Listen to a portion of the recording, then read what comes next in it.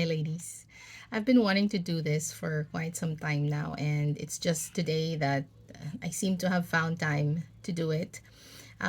This is a chapter reading from the book The Beauty of 40, Unwrapping the Gift of Midlife. Being a 45-year-old woman, sobrang nakaka-relate talaga ako dito sa libro na to at especially with the skillful talent of the author Michele Alignay, who is a good friend and a classmate in college. Magja-jump ako dun sa chapter 14, and the chapter is entitled Understanding Midlife Crisis. I'd like to highlight this because this chapter was particularly helpful in understanding and pinpointing really where I was at that time when I was reading this book. So sobrang nag-resonate ako dun sa mga kwento dito, and especially dun sa mga questions that were asked. So here it goes. The cutoff age of 40 is the time for us to take stock of and evaluate our uncertainties, issues, and so called, and even insecurities. These are likely the basis of the so called midlife crisis, a term coined by great psychologist Carl Jung. At midlife, we should already have attained stability in our persona, worth, and other things. If we haven't, and we go through the middle adulthood transitions, it becomes issue filled and turbulent. Relate ba kayo? Midlife crisis comes to some, but not to all. If it does happen, it comes in different packages, just like anything in life.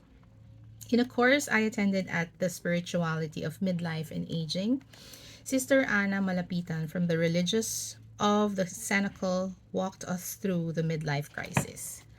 As our instructor facilitator, she presented internal questions or signals that we are moving to the second half of our life journey. Ito na yung mga questions. Is it midlife yet? Have you felt any of these? So ito, first, you observe that you no longer appear too young. Ang skincare. You feel that your sense of purpose seems to be draining away. If that is true for you, I can help you. You have another side of your personality that seems to be asserting itself. So, probably because of roles that you've been playing, you've bottled these up. And now, these aspects are surfacing or resurfacing. You seem to be searching for a different kind of relationship, the kind that is deeper and more authentic. You seem to have a calling to attend to certain talents and interests you brushed aside before, but are wanting to be expressed again. You have more questions now about your faith and God. You feel that time is shorter and death is nearer.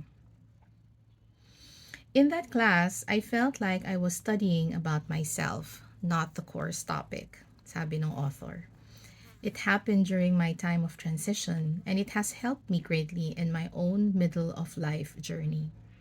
Sister Anna further explained that midlife crisis has certain themes, and here are some of those related to what I am discussing in this book, according to the author.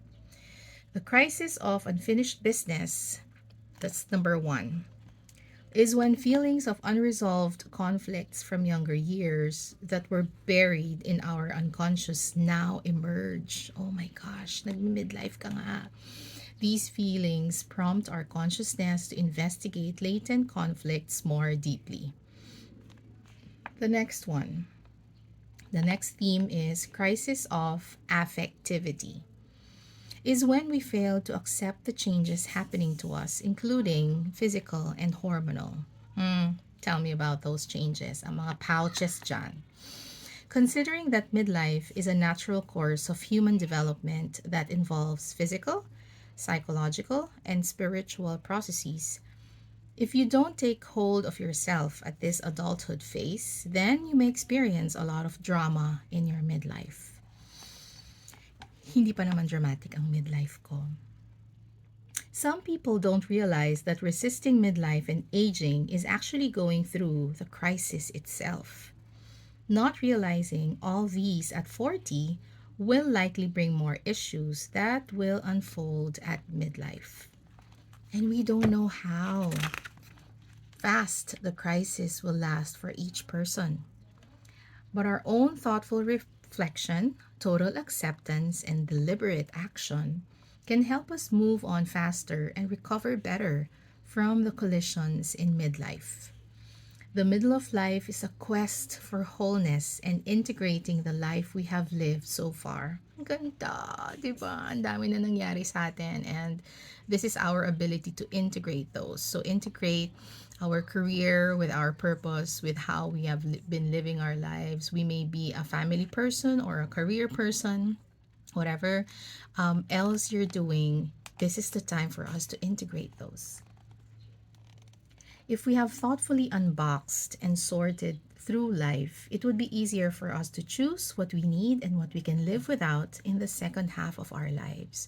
Kaya pala ang dami ko nang tinanggal na mga friends sa Facebook.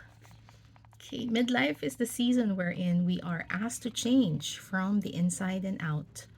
When this change takes place, it brings the real us to life, the authentic self. We become aware of our own limitations, but also our limitlessness because we have an unlimited God who with unlimited powers. Our beauty and our beast side. The one longing for more and the one asking to sit still. Those polarities happening all at the same time ask us to integrate them. And we do so meaningfully and thoughtfully until we have come to terms with what is peaceful and worthwhile for us. So beautiful. From this, we come to perceive the authentic person, who we are, our one true self. Once we have fully embraced the real self, the journey to the rest of our lives becomes whole and full of life. Midlife is a deeper spiritual experience. I learned how God works in me and in each of us. He's there when things happen and when nothing happens. We discover that God is up to something when we are down to nothing. His hand is at work in the big blessings we receive, but also in the little hidden ones. The more I have of God at midlife, the less there is for me, and the more I am in line with His mission for my life. The purpose of midlife crisis is not to create trouble for its own sake, but to be the springboard for our wholeness. We have to learn to transform the crisis into Christ is. How beautiful is that? Who is Christ in our life? He is our very identity and worth as a human being who is loved and favored. The self in midlife is no longer anchored in others, but on ourself and our Maker, not even on the material things that we have accumulated thus far. The things we do are no longer to garner accolades, but to fulfill His mission. That's the end of chapter 14 and the first part of The Beauty of 40, Unwrapping the Gift of Midlife by Michele Santos Alignay. I hope you enjoyed that. What did you learn from this reading today? Let me know in the comment section.